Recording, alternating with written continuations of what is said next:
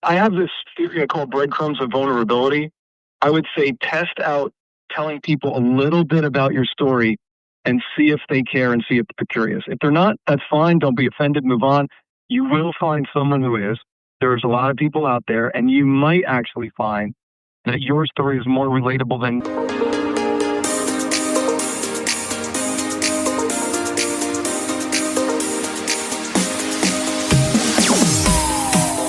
Welcome back to a mental health break. I am here with someone who is a rock star I met on LinkedIn. We got to talking. I learned his story and knew he would be a great fit right here. Scott, welcome to the show. Welcome. Thank you, Vincent. I'm excited to have you on. We really hit it off, and he has a great story of resilience and making a difference with his story. So, Scott, I'd love to jump right in. Please share your story from wherever you feel comfortable. I always like to start with the end in view and work backwards, or at least go back to the beginning from there. Yes, sir. Currently, I do organizational development consulting, and my niche is looking at the mental health of individuals and the mental health of our teams so that we can be more integrated, future-focused, and resilient. I do resilience workshops, and so everything in my life has led me to this point. I feel like it started when I was 13 years old. I kind of had a storybook life up until that point. Stay-at-home mom who was awesome, and my academic/music teacher, a dad who was a scientific thinker, sport car enthusiast, aerobatic pilot, and we spent a lot of time together. He was like my best friend, and he taught me how to fly our own family's airplane when I was 12 years old, doing takeoff and landings in a farmer's field. When I talk about it, it feels like that can't have been real. That's like somebody made this up. And when I was 13, and there was one morning in April, I was sick. I was usually his co-pilot. He was also a freelance photographer, and he had a gig that he was going to do some aerial photography for a computer company. And he took my brother up with him instead because I was sick, which means he didn't have a co-pilot. So here's this guy who was actually a one-handed pilot because he had lost his left hand when he was 16 years old. And he's flying an airplane, trying to take photos at fairly low altitudes with nobody else in the co-pilot seat. I mean, that sounds like the most reckless thing you could possibly do, which was just not his style. He was so methodical and a very caring person. And this one bit him. There was some turbulent air quality down low, and the plane flipped over. He landed it in the parking lot, but couldn't get the brakes to stop the plane before they hit a building. And he died a few hours later in the hospital. And my brother was in the hospital for 4 months in a coma after that until my mom brought him home to our house. And it was just me and my mom, and she turned into a full-time caregiver of a bedridden traumatic brain injury child. And that was it. My life just 180 degrees changed into horrible after being idyllic. Well, congratulations on continuing to make this resiliency movement, I would call it, with you, where your positivity is so infectious, and I absolutely love that. What's something that maybe you wish you knew before going into this blind with all this adversity, where if a family is going through something today, it could help them out a bit? Well, I have to say that my mom was awesome after that, growing up in those rough teenage years, but my dad really did teach me everything I needed to know by the time I was 13. I mean, we had so many really deep conversations. He took everything as an application for something else in life and taught me about what resilience really is. And that became my lifelong study. So if I could help people in any one way before they're headed into something, and that's a true understanding of where we really get resilience from. And so my research over the years, looking into neuroscience and other researchers in brain imaging and things in psychology, there are 17 specific components that lead to resilience that researchers have found. And some of them we possess inherently, some of them we don't, but we can all work on it. We can all learn about it. We can all meet ourselves where we're at first so that we know what we've been through, how we got through it, be present with where we're at now.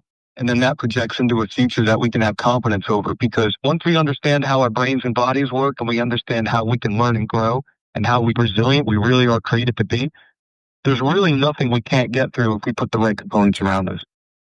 What a great mindset. And now you are still doing different things to take care of your mental health. You had this awakening, as you said, and you realized the power of mental health. What are some things you do, Scott, on maybe a daily or weekly, monthly basis to stay mentally healthy? Yeah, that's a great question, Vincent. I realized around 2008, while I was really deep into learning more about neuroscience and psychology, I had suffered from terrible migraines. I mean, if I got one, it would strike within 20 minutes and I'd be out for the day and exhausted the next day. And at the same time, my 5-year-old daughter was having really terrible restless leg syndrome, it turned out to be. And we thought it was tantrums or sleep disorder, but it turns out that that's a cousin of migraine. And there's 70% chance that a child of one parent with migraines is going to have either migraines or restless legs. And that was an eye opener to me. And I started to realize everything in our body is connected and a lot of it has to do with our brain. So I became almost obsessed with curing myself of migraines without this terrible prescription that I was on that made me feel like crap all the time. So I did a ton of research. I read all of these studies that would curl most people's hair, but I slogged through them and tried to keep notes on what the really important takeaways were from the university research reports. And it turns out a lot of the things that were supplemental to a healthy brain and curing yourself of migraines also covered a lot of things that we struggle with psychologically. And since my daughter at the time was really struggling in first grade, I started using some of the same remedies with her as I was for me, and we saw almost immediate improvement. And exercise is a huge component of that, not just what we eat or what supplements we take. And for her, it became horseback riding. She was a horse jumper that really got her engaged and physically exhausted working at the barn. And for me, I really doubled down into hockey. Ice hockey became like the hub of the rest of my exercise routine, my health program, my diet. And to this day, I just played yesterday at lunchtime pickup. And usually the people I play with are almost half my age. So they still keep pushing me to the boundary. But you know what? That's what we need to do. And that's part of resilience. You push right up to the point where you think there might be failure. And even if there is failure, it's not like you have failed. It's a learning experience. And we get back up, we get stronger. And we know where our limits are and we can tackle things within our limits, respecting our boundaries. And so all of these things I started to see around 2008 really come together, which was perfect timing because, of course, the pandemic hit in 2020 and everything was turned upside down. Love how you're still playing. I think everyone out there, you should always try to do things you are passionate about because life is too short to let it go by. And I think doing things you like always improves my mental health, at least. So thank you for sharing that. Which NHL team do you root for? Oh, the Rangers, unfortunately. Me too. Me as well. I am from New York originally. I had relocated to Florida. It's a rough time for New York sports, you could say, where we haven't had a ring in some time, but this is not a sports podcast. I had to just jump in there. This is a mental health break, everyone. Thank you for tuning in. We've been covering so much today. Now, you mentioned that you have a daughter, you're right, you have kids. What's some advice you can give to other parents out there to help their kids stay mentally healthy? You gave a preview to what you helped your daughter in first grade, but is there anything else that you're mindful of? A lot of the work I do now is volunteering with youth mentoring and things like that because it's just become an epidemic since the pandemic. It was bad already, but this really put the focus on it. Now we know how much our youth are struggling and how inept we are as a society to really care for it.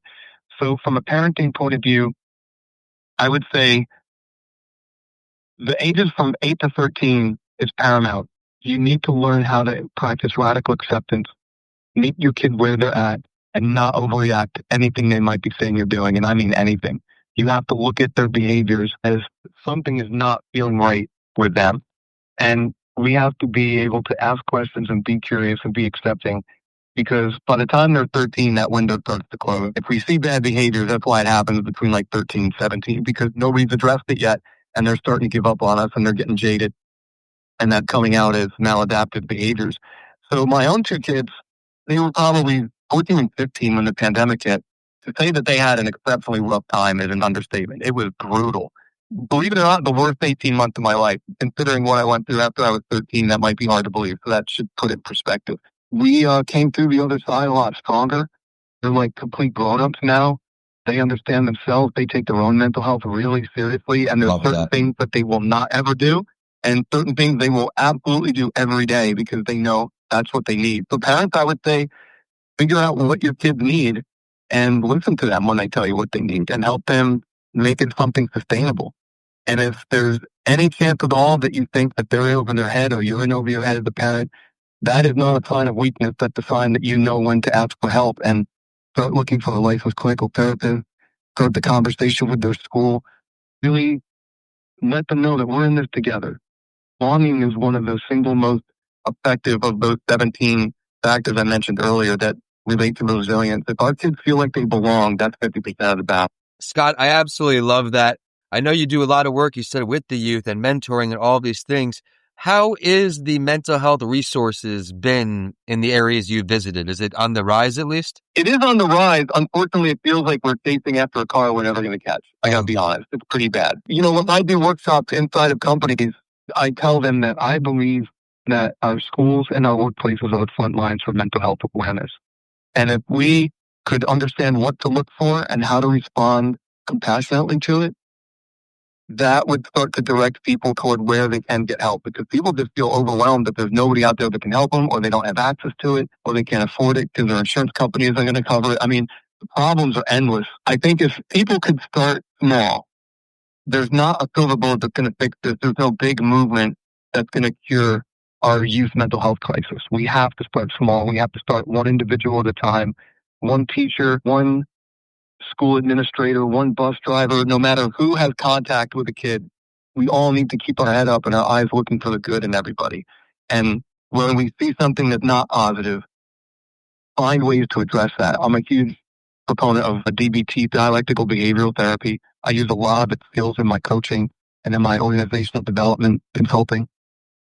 I believe if everybody learned something about DBT, order a book off of Amazon that's an introduction to it, it would have a huge effect on our interpersonal relationships with our neighbors, our family members, our workmates, and that would be a start. Thank you so much for the recommendation. Everyone out there, go ahead and check something out. And if you want to find out more from him, just stick around for a few more minutes. We'll get you his contact info. But Scott, thank you for bringing your A game today. I always like to dive a little deeper, let our audience know about the guests more. What's something you're looking forward to summer 2025? Going to keep one of my promises to myself in September, and I'm getting more back into music to kind of deviate from for a few years. And so I'm getting all my gear set up again. I want to be able to flip one switch and start playing and start recording ideas. And that's one thing I'm really looking forward to this summer. All right, give us more. Give us more. How long have you played? My mom started teaching me guitar and keyboard when I was 5 years old. And I think I wrote my first song when I was 10. Good for you. It's great to see everyone highlight creativity if they can. Creative, is so good for our mental health. It gets those juices flowing. Scott, something I also like to ask each guest is if you could give a piece of advice to anyone out there who is struggling today, really needs some help, what can you offer? I have this thing called breadcrumbs of vulnerability. I would say test out telling people a little bit about your story and see if they care and see if they're curious. If they're not, that's fine. Don't be offended. Move on. You will find someone who is. There's a lot of people out there, and you might actually find that your story is more relatable than you could imagine because they never talked about it with anybody either. That fellowship that we find, that bonding over not just common interest, but common struggles and resilience that we have in common, that does more than 1+1. Love how you said that right there. You never know what you're going to take away from someone's story, and we all have a story to share. I'm so grateful that he came on the show today. But before I let you go, I want to touch on something. You're traveling right now. We're actually doing this, squeezing it in on schedules. Can you give some mental health tips for traveling, as it can certainly be overwhelming at times? Yeah, that's a great question, Vincent. Find one thing that you normally do when you're home and routine is regular and keep that one thing no matter what. If it's a morning walk, do it. If it's yoga, find a place locally that does it or go down to the hotel gym or do whatever you have to do to keep one thing that you do at home. And so for me, it started to become, I want to travel with a guitar because if I go a week without playing, that's probably not healthy. Or a book that I was reading, bring that book and read it. We need continuity. We need things that are regular and consistent in our life. And if there's just one small thing that's a placeholder, that creates a mental association that we're not losing ourselves, that we're not going to allow ourselves an excuse to get off of our good habits just because we're away. I love that. We're not overwhelming ourselves with doing the entire schedule every day, but we're holding ourselves accountable to have some normalcy. Thank you for sharing that. That's incredible. Now, where's your favorite place you have traveled for work? Probably Dallas. I was surprised because growing up in New York, you're not big on Texas. That's probably stereotypic to say, but my son and I went to Dallas a couple years ago for a company I was doing some work with, and man, we were just blown away. The people were amazing. The city was great. The art, the music life, the music scene was great. We just had an awesome time. I mean, my son came away thinking that might even be someplace he could move to. So yeah, Dallas was awesome. And I know they've got some sports teams there as well. Well, let's be honest. I am not rooting for the Dallas Stars right now. Let's not get crazy. Oh, absolutely not. I'm a diehard Jet fan, and it's been a miserable life for me, but I had the Yankees as a kid. That seems to have faded away. You Canada needs to win a cup, so I'm go Oilers. Yeah, all right. The mecca of hockey, or at one point at least. Are they still, is that where the majority of players still come from? Right now, so. Yeah. Well, back to mental health. Before we let him go here, we touched on a lot today. We talked about mental health tips, traveling, mental health tips for youth, some mental health tips for you, everything in between. Do you have any goals while you travel as well, Scott? I know you keep the one thing of normalcy, but do you still set different goals while you're away, or do you just completely detox off? For me, that is the goal. I am full throttle, 16 hours a day, 7 days a week, except when I'm taking like my morning meditation or when I'm taking music breaks at the piano, when I'm just quiet. But my life goes so fast all the time and there's so much obligation that when I go away, it is a complete disconnect. And so that's a hard goal for me to reach.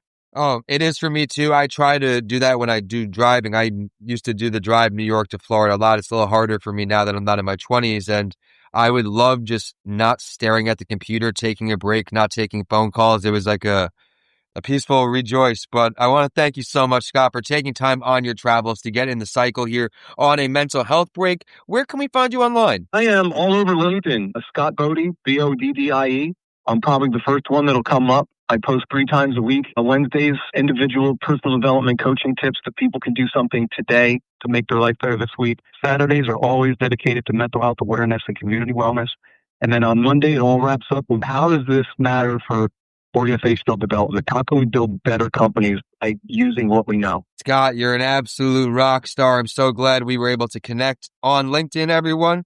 So, Scott, thank you again for your time. Thank you for all you do for the youth in America here in the mental health world. It is needed now more than ever. And to all of our listeners, thank you so much for tuning in to keep this show a top 5% global show. Big shout out to our show partners, johnford.com and comingalivepodcastproduction.com. And we're signing off today. Scott, again, thank you so much for taking time on a vacation. Thank you, Vincent. My pleasure.